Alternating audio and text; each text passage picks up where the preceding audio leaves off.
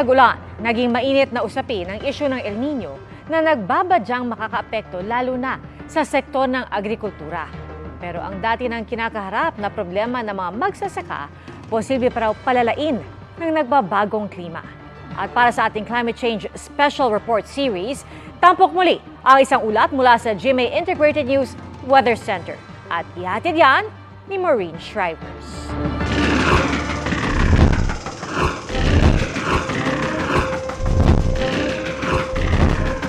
Mga palayang natuyot, nasunog, at nagkabitak-bitak dahil sa init. Namatay at wala ring napakinabangan sa mga pananim. Ilan lang yan sa mga epektong dulot ng El Nino sa iba't ibang bahagi ng bansa noong 2019.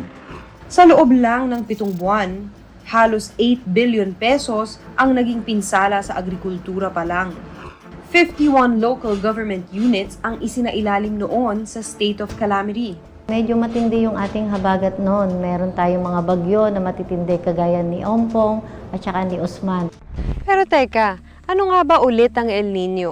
Ayon sa mga eksperto, ito ang abnormal na pag-init ng temperatura ng karagatan sa Central at Eastern Tropical Pacific Ocean. So ganito, isipin ninyo na parang nagkalagnat yung dagat Pasipiko.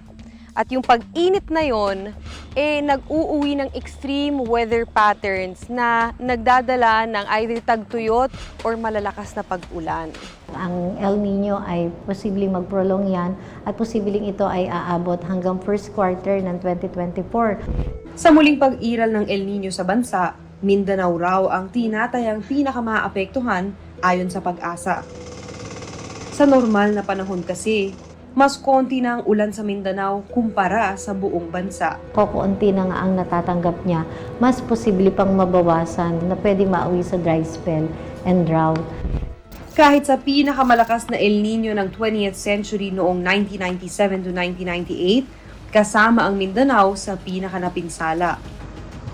Kaya ganun na lang ang pangamba ng ilang naapektuhan ng El Nino noon, partikular sa Zamboanga Peninsula Region, kung saan mahigit 300 million pesos ang halaga ng pinsala. Mga kapuso, samahan niyo po akong puntahan ng isa sa mga probinsya na lubos na naapektuhan ng El Nino noong 2019 dito sa Zamboanga Peninsula, ang Zamboanga Sibugay. Dito ko nakilala ang magsasakang si Julius, na nanuyot ang mga tanim na palay noong 2019. Yung nag-inin nyo ma'am, yung mga palay maliliit pa, hindi nakatubo kasi naanuhan na siya ng init tapos hindi na nakabunga. Hindi na niya nabawi ang hanggang 15,000 pesos na puhunan at napilitan na lang siyang magtanim ng munggo. Ngayon naman, dahil din sa maagang paramdam ng El Nino, imbis na Mayo ay Hulyo na sila nakapagsimulang magtanim. Kailangan namin ng ulan kasi kung walang ulan ma'am, hindi kami makapagtanim ng palay kasi hindi ito malalagyan ng tubig. Naurong din sa Setyembre ang pag-aani.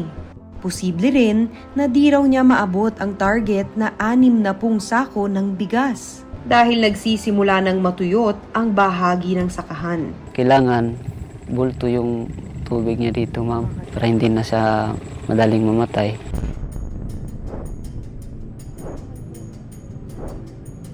Ito yung sinasabi kanina ni Kuya Julius na nanunuyot na yung palay nila and talaga makikita naman natin yung mga lupa wala na nga siyang hydration. Sa ngayon, naghahanda na ang Department of Agriculture sa Zamboanga Peninsula. 75 to 80% we are really prepared for that. Halimbawa, yung pagbibili ng itong drought-resistant varieties, yung mga open-pollinated varieties for corn, at saka yung mga drought resistance din na mga ating vegetable seeds. May regular na ring cloud seeding para matugunan ang kakulangan sa patubig.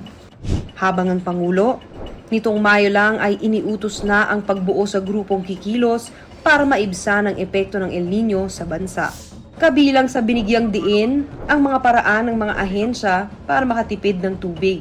Pero higit na sa epekto lang ang binabantayan ngayon ng gobyerno. Dito sa Climate Change Commission, we already have the National Climate Change Action Plan kung paano mapaghandaan ng ating pamahalaan at ng ating mga komunidad ang iba't ibang hamon ng climate change. Ayon kasi sa ilang pag-aaral, pinalalala pa ang El Nino ng nagbabagong klima o climate change. Mas umiikli na lang yung return period ng mga strong El Nino events, which is more intense and more severe.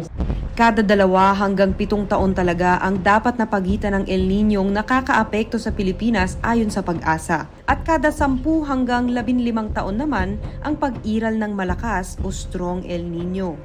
Pero may pagkakataon na 1 taon lang ang pagitan ng El Niñong naranasan sa bansa. At nasa 5 taon lang ang naging pagitan ng magkasunod na strong El Nino noong 2009 hanggang 2010 at 2015 hanggang 2016. At kung lalong patindi ng patindi ang El Nino dahil dyan, What happens next, nababawasan ang lugar na posibleng pagtataniman, nababawasan ang soil moisture. baka sa susunod hindi lang mga magsasaka ang hindi na makaagapay, kundi ang hapag at bulsa ng mga Pilipino. May domino effect siya across the economy and the nation.